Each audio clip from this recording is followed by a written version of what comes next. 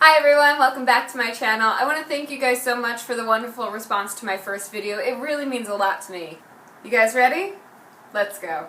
So last time we talked about picking your favorite character and doing research. And since you've had about a week to think about all this, now it's time to get down to business. Commercial patterns.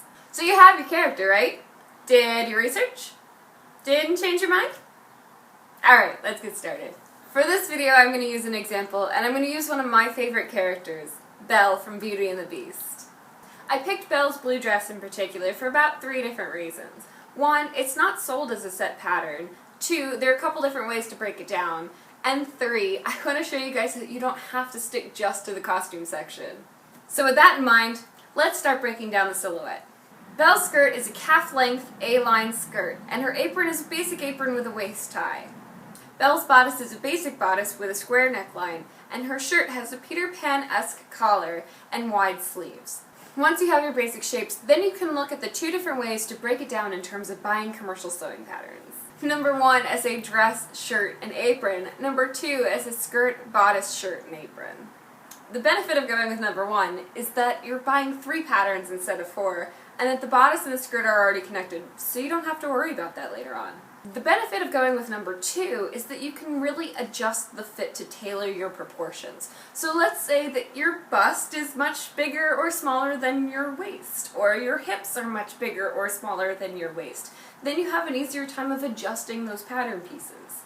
The other benefit is having multiple basic pattern pieces means that you can build numerous versions of things instead of just one thing. So if you're going to go for option 1, here's the patterns I selected in order to highlight my example. So I picked this new look pattern because it has very similar shapes to her dress. So I picked this McCall's pattern out of all of the shirt patterns I looked at because I really loved the nice wide sleeves. They're really nice and similar and Belle-like to her sleeve, and the ability to change up the collar. So for the apron pattern, I chose a butterick pattern, and I chose one of their basic aprons, but they also have a range of historically accurate aprons, so you can sort of pick whatever you want.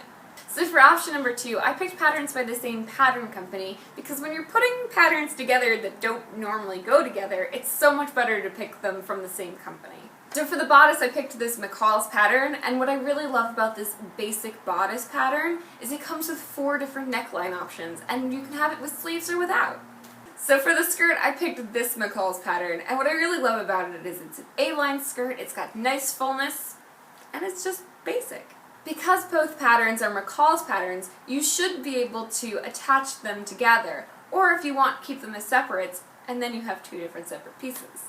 Alright, so now you know how to break down your character into silhouette blocks, and how to look outside the costume section for patterns. So next video I'll talk about measurements and how to know if you're buying the correct pattern size.